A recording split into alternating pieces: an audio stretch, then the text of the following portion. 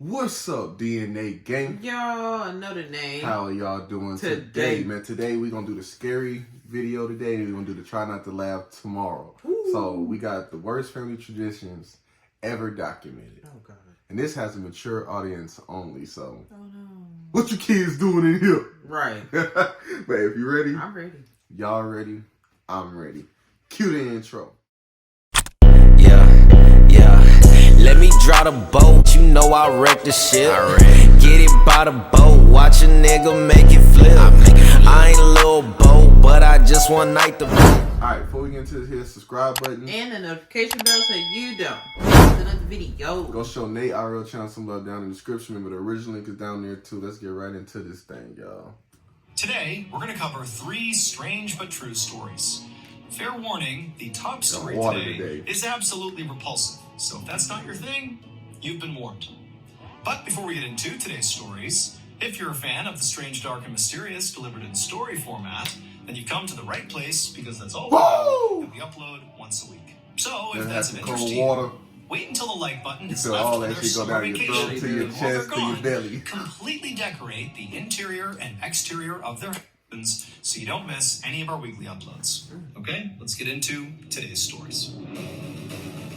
I like how detailed with mine. Very detailed.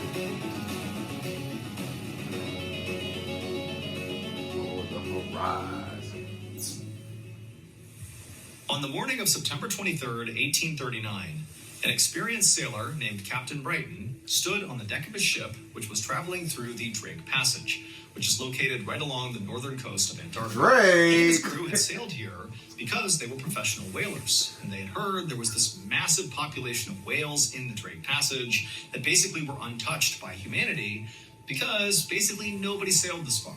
This was a freezing cold, very austere part of the world, kind of a dangerous place to be. But so far, Captain Brighton and his crew had not seen a single whale. And on top of that, the Drake Passage had proven to be as dangerous as expected. Just the previous night, the ocean around the ship had literally frozen, basically anchoring the ship in place. And so when this happened, Captain Brighton realized, there was nothing they could even do about this. I mean, they were stuck. And if this didn't break up soon, they'd be stuck here all winter potentially, and it was unclear if they could actually survive that.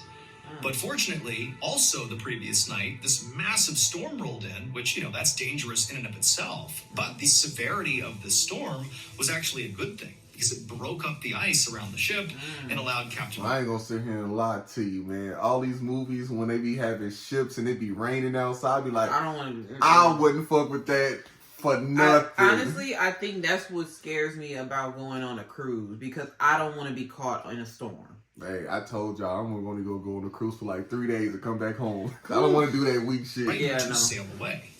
And so now, that morning, the ocean was again, liquid, so they were able to move around. But Captain Brighton had a very difficult decision to make. Again, so far, they have not caught any whales, and they've invested a lot of time and money to get out here. But, if he stayed out here much longer, he knew they could potentially get stranded again. It's your life. He just couldn't let that happen. And so he needed to decide if he was going to keep on sailing further into the Drake Passage to maybe find a couple whales, or leave now before it was... Your life is worth a couple whales. I'm sorry, I'm going back. What y'all gonna do with the whales? Are y'all capturing the whales, or y'all just trying to study the whales? Because my life is not worth just studying a couple whales. Right, we going back. Right. Too late. But as Captain Brighton weighed his options, he suddenly noticed something over the horizon. There was this dark shape.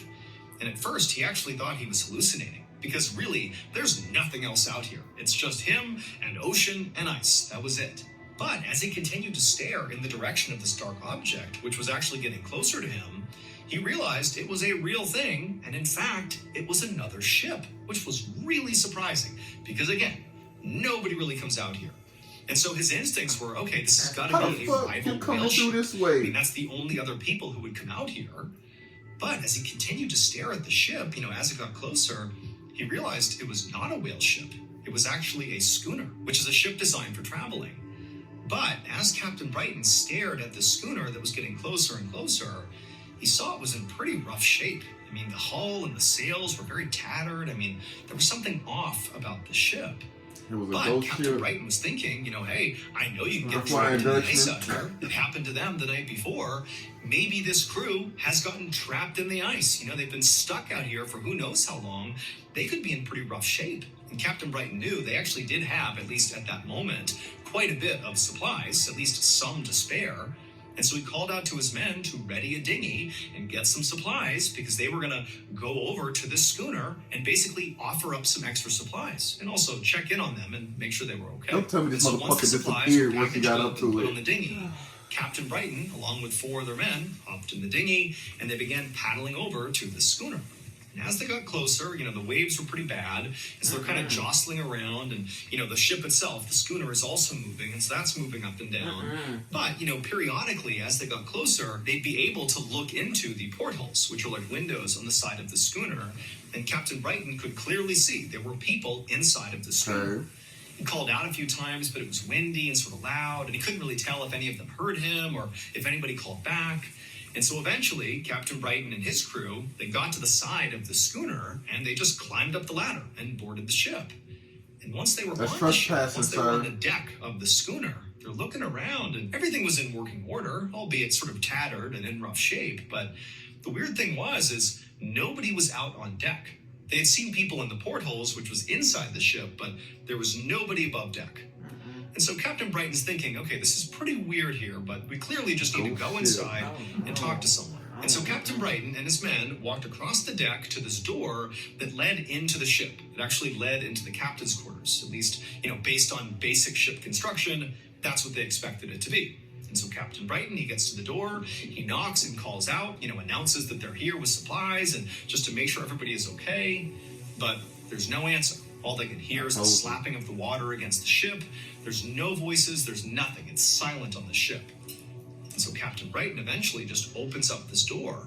And sure enough, he looks into this dark space, and it's the captain's quarters. And there's a desk towards the back of this room, and there's a man sitting at the desk with his back to them. Nope. And so Captain Brighton, he takes a cautious step into You gonna go touch that shoulder, you gonna bite your hand off. I don't play those games. Nope.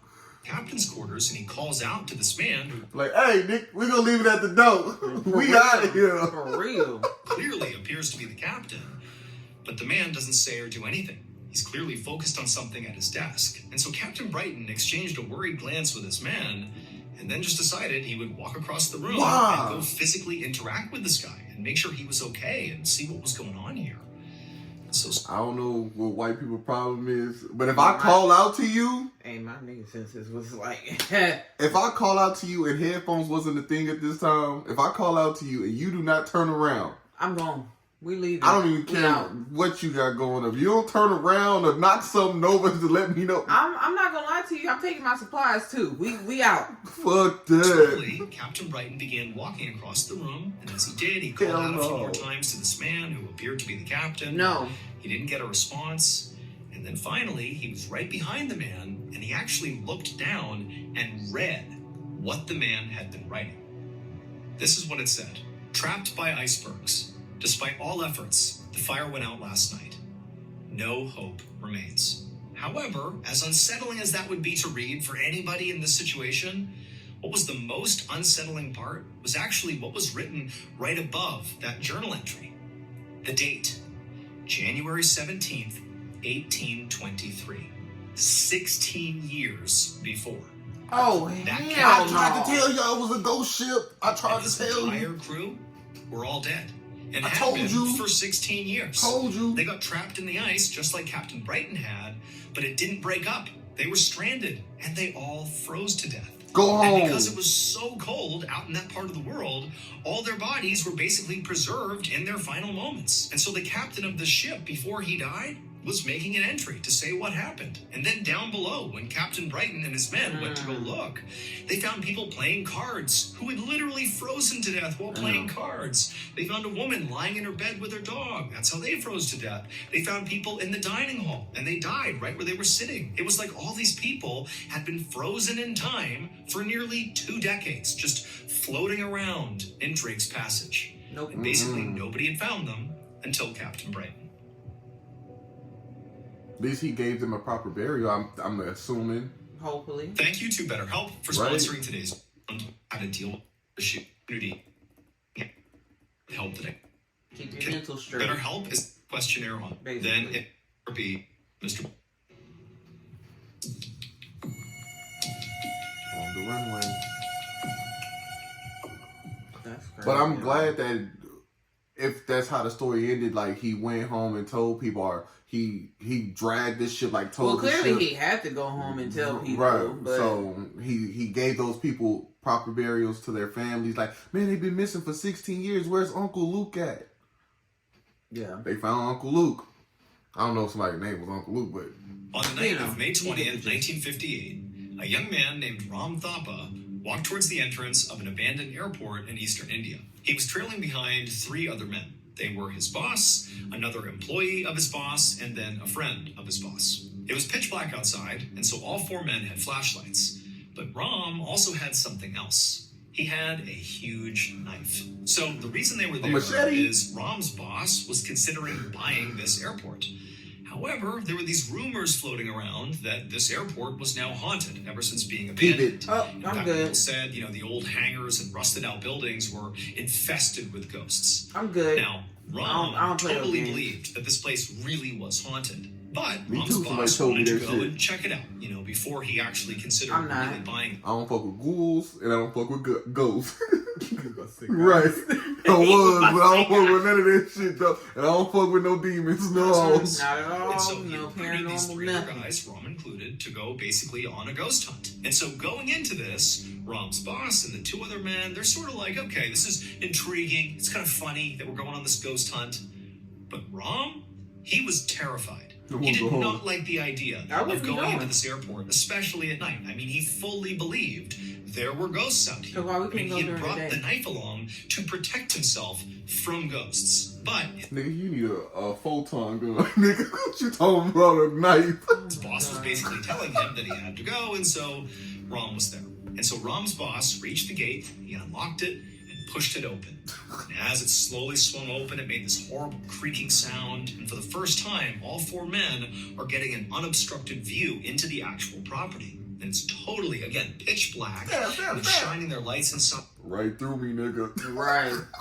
Get Right hurt. again. And all I'm they see sorry. are just Let these me go old back. hangars. We go back. Time, all 4 men are getting an unobstructed view into the actual property. And it's totally, again, pitch black, and they're shining their lights inside, and all they see are just these old hangars and different big buildings and broken down planes, but there's no movement. It's totally dark and it's quiet. And so Ram's boss and the other 2 men, they're walking along, and Ram's in the back, and he's so uneasy, he feels practically sick to his stomach. I mean, everywhere he looked, he would think that he saw a shadow, a ghost staring back at him, but he would shine the light and, nothing would be there. And so Man, this your whole time brain he's is walking, too he's totally powerful. on edge. And eventually, they Because when you scared, it's like your brain don't let It's you gonna do. make you see everything. Right, but it's like your brain don't let you do nothing when you scared. It's like, Oh, absolutely. Absolutely. Because Like- I am terrified of roller coasters. But I will sit there and I will try to convince myself to get on them. And then eventually I'll just be like, you know what? No, it's not going to happen. It's not going to happen. hell no. reached the actual runway, and when they got God, there, myself- instead of that's shining on the their plane. lights kind of straight out in front of them, because there was basically nothing out ahead of them, it was just, where planes go to take off and to land, they began shining their lights predominantly off to the side, where there was this huge hangar, and they were all shining their lights in the different windows to see if, anybody was inside of there. And so they're all kind of focused off to the side, and Ram, the whole time, he's totally terrified here. And as, his boss and his friends are kind of shining their lights over here, Ram takes his flashlight and he aims it straight out in front of him. Oh. And he sees maybe a couple 100 meters away, just off to the side of the runway, is what appears to be this floating orb. And immediately he keeps his light trained on this orb, and he signals to his boss and the others, like, hey, look at this. And they all turn, and they're kind of like, joking around, and they That's a shine death their sparkle. light, and they also see it. Oh, They see this floating orb. Nope. It made no sense. They noticed that there was not just this orb of light, but there was something below the orb of light, like on the ground. Something was moving, this grayish figure, Nope. or multiple figures were kind of like moving around right beneath this orb. But before any of them could say or do anything or react really in any way to whatever it was they were looking at, The dark figures right below the orb, as they're being illuminated by all their flashlights, it was like all of a sudden, whatever they were, they turned, and all these eyes glinted and looked directly back at Rom and his colleagues. And it was like something inside of Rom just clicked. He was so scared. He'd been terrified from the moment they got here, and the whole time he had been so primed to protect himself if he had to with this knife. And it was like when he saw these eyes, he didn't have any idea what they were, but he knew they were evil, and if he didn't act, they were doomed. And so, without saying anything to his boss or the other two men, with knife in hand, Rom took off running towards the figures. A few hours later, Rom and his colleagues were no longer at the airport. Instead, they were at the police station. I'm about to Rom say was in handcuffs. It would turn out those figures that they spotted that Rom went to go confront with his knife were not actually ghosts. Instead, they were 3 women who had come onto the airfield as well, but just to pick flowers. That orb of light that the men had... at nighttime. Nah. That's suspicious, Holmes. Nah. That's suspicious. I'm not gonna lie, whatever just fell over here though scared me. Scared That was not the right time. Yeah, she gripped my leg so tight. Don't play that. Dean was just their lantern. Rom had been so convinced they were ghosts that he had taken off and attacked them with his knife. But I ain't gonna sit here and lie. Ron kind of crazy because first of all, who's running towards a ghost with a knife and confronting? If I see something, I'm going the other way. He said, no, not today. You ain't finna get me. He was not only protecting himself, but protecting his boss and the other 2 men. However, he had been wrong. These were just women, and he killed one of them and severely wounded the other 2. And so ultimately, he was charged with murder and assault. However, when he went on trial, he was actually acquitted of all charges because the jury genuinely believed that Rom actually thought he was attacking ghosts, not people. Cause who the fuck picks flowers At night? in the pitch black of That's night? crazy. That's crazy. Family ritual. Come on. On April 9th, 2005, in Kaohsiung City, Taiwan, a young man was home alone inside of his apartment watching TV. And as he sat there watching TV, he heard a loud thumping sound coming from right above him.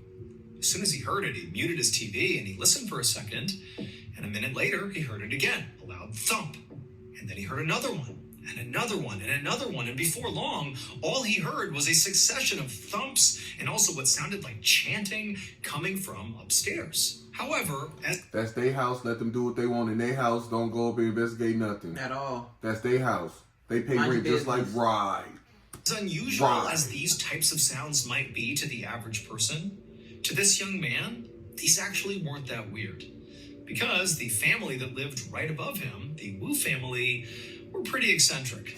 They were very religious people who often did these ceremonial dances, so mind your business. rituals at all hours. And a lot of times they involved stomping around and chanting really loudly. And as annoying as that could be, this young man never complained. Right. He was very respectful of the Wu family, and he knew, these sounds he was hearing were connected to their religion, and he felt like that was none of his business. If And mind so, your business like he was a did person. basically every other time he would hear these noises, he simply turned the volume up on his TV and tried to forget about them.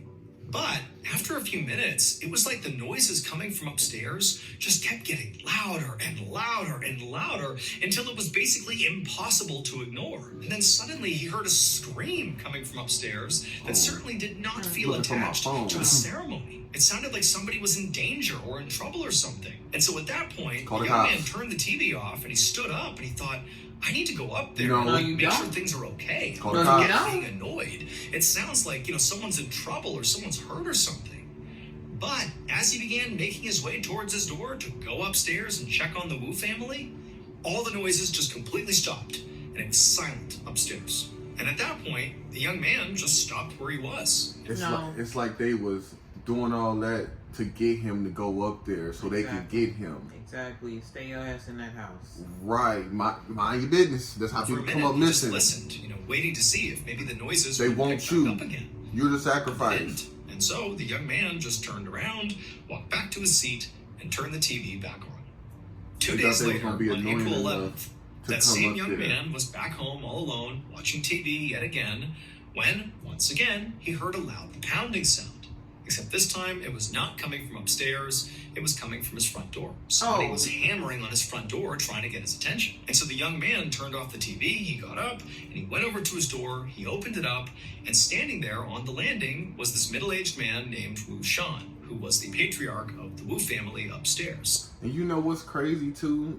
At the first apartment, it felt like somebody was dragging shit all day constantly. Like, and I mean like heavy furniture moving, and I'm like, and then when we found out who lived up there, I'm like, that lady is not moving no shit like that all day. That's why I was like, I hated our first apartment because we were on the second floor, but we were right under somebody. So it was like, we're hearing everything that's going on, but we can't be too loud because there's an old man that lives under us. Thankfully, when we moved into our next apartment, there was nobody above us. And I mean like moving shit from like AM to like all day AM to the next AM, and I'm just like, do they ever sleep? And I'm just like, nah, they doing some shit up there. Yeah. And Wu Shan looked absolutely but we never horrible. checked. He was dressed was never going black to head to toe, but he was pale and skinny and very gaunt, and he was covered in what looked like filth, like food and ash, and he smelled unbelievably horrible. He burned his And the family. young man, he asked Wu Shan, like, hey, is everything okay? And remember, the young man's thinking about that crazy, loud ceremony they had just 2 days earlier, wondering, whatever happened with that? That was so loud. But Wu Shan just looked back at the young man with this kind of vacant expression, and he just said, call an ambulance. And then, without saying anything else, Wu Shan turned, ran down the steps, and disappeared out into the street. And so at this point, the young man is left just standing there having no idea what to think. Call. Wu Shan did not look well, and he's now run away. And again, this young man is thinking about that bizarre ritual he overheard a couple of days ago that just kind of stopped abruptly after screams were heard. Now he's being told to call an ambulance, and so he's thinking, I better go upstairs and make sure things are okay before I do anything else. That's how you get spirits on So you. the young man left his apartment, went upstairs to the Wu family's apartment, and the door was shut. But even standing outside the door, he began to smell that same absolutely horrible smell that he smelled on Wu Shan. So he knocks on the Wu family's door, he's kind of covering his nose, but he doesn't get a response, nobody comes to the door. Call so the after cops. looking around, he just tried the doorknob, and he found it was unlocked. So, That's pretty trespassing. apprehensively, but knowing he needed to see what was going on here, he opened up the door, and right away he's hit with another wave of just this disgusting smell. He can barely breathe, but nonetheless, he steps into the house and he calls out to anybody. Anyone come over here and tell me what's going on. But nobody called back. He kind of looked around the family's apartment, and it was totally filthy. There was just this grime all over everything. And he made his way all the way into the living room, and there he stopped. Because in the middle of the living room, on the floor, he saw something that he just simply couldn't believe. It would turn out the Wu family had performed a ritual 2 days earlier. That was the sounds that the neighbor downstairs had been hearing. Those loud stomping and screaming, all that stuff was a ceremony like the family was known to do. However, that ceremony got totally out of hand. So in the weeks leading up to that ceremony, one of the Wu family's daughters came down with an illness.